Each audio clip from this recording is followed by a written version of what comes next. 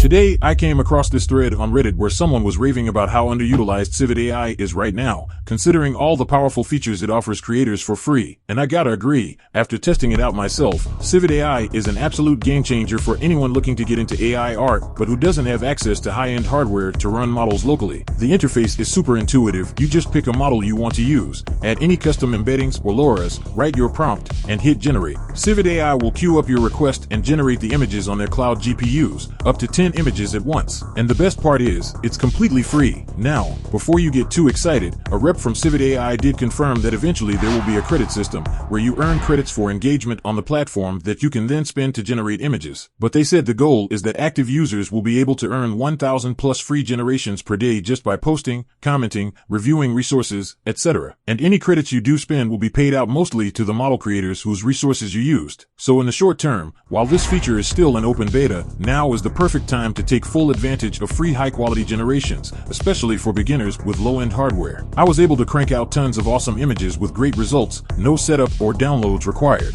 The only limitations I noticed compared to running models locally is the lack of certain advanced features, like upscaling, control nets, downloading in bulk. But for basic image generation, it has everything you need as a starter. And here's the crazy part, hardly anyone seems to be using CivitAI for this. I was able to generate images instantly without any queue, while they have 4 or 5 cloud GPUs sitting idle. Who knows how long it'll stay this under the radar. I definitely recommend all beginners check out CivitAI while the free generations last. It's hands down the easiest way to start playing around with AI art without needing to mess around with Python environments, dependencies, compiling models, etc. Now, I know there are other free stable diffusion art generators online such as Leonardo AI, Playground AI, etc. However, with CivitAI, you will be able to use the community-based models such as Epic Realism, Cyber Realistic, Deliberate, Dream Shaper, and more. You'll also be able to use LoRa's and embeddings as additional resources too. And a huge shout out to CivitAI for providing this kind of access for free to help grow the AI art community. I know firsthand how frustrating it can be trying to run these models as a beginner. This is an amazing resource for people to dip their toes in, get inspired,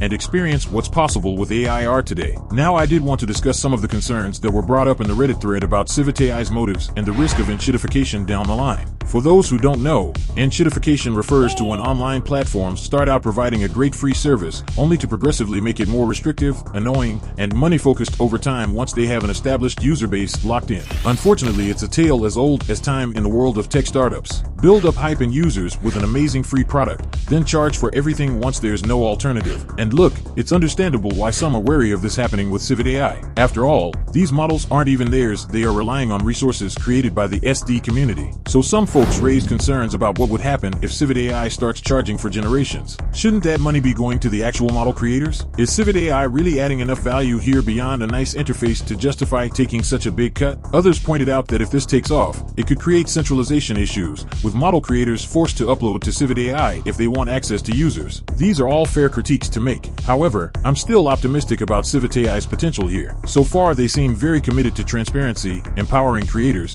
and paying it forward to the community. The rep I mentioned gave a really thoughtful response about avoiding enshittification, saying their only incentive is for creators on the platform to be successful. So if charging for generations means the majority of fees go back to the model authors, not just CivitAI profits, that aligns with their values. And so far, their whole vibe has been very community focused. They don't even have business customers, they rely entirely on user-generated content. So that gives me hope they will stay true to their mission. Of course, only time will tell how it plays out as they grow. But for now, I don't see any reason not to enjoy and spread the word about this awesome new resource for AI creation. And if you're worried about over-centralization, no one is stopping you from still running models locally too. Think of CivitAI as just one new option in the ecosystem. The key is that we need more platforms experimenting with models like this in new ways. It's pretty simple to use, so let's go over this together.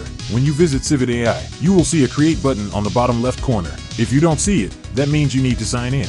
So go ahead and make a free account or sign in if you already have one. From there you will see the Create button. Clicking on it will open up your menu.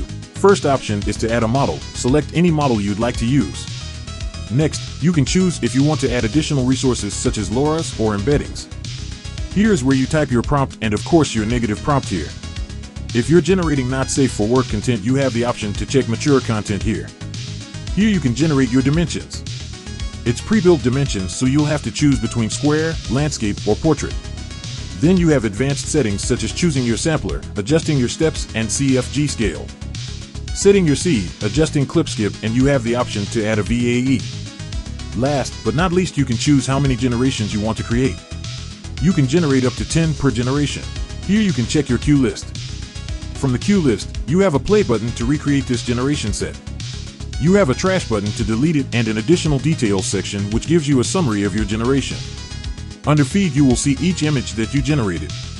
If you click on the lightning bolt button, you will see a set of other buttons such as generate, trash, create variant, and upscale. The last two buttons aren't currently working at this moment, but you can see that it is in the works. You also have the information button which shows a summary of a specific image generated details. Now, as far as I know, as of right now, only SD 1.5 models are available to use, and not all SD 1.5 models are available to generate through CivitAI. However, that list will continue to grow. The same goes for LoRa's and embeddings. If you click on models, then filter by on-site generation, you will get a list of models that CivitAI supports for on-site generations. You'll notice these green paintbrush icons. This icon means that this model can be used with CivitAI's on-site generation. If you click into one of the checkpoints, you'll notice the Create button next to the Download button here. Clicking on the Create button from the main model checkpoint page will load that specific model, so you won't need to add it from the drop-down menu. I prefer this method because it allows me to go into the individual checkpoint pages, look at what is being created with this model, and go from there. Let's take a look at some of the images I created.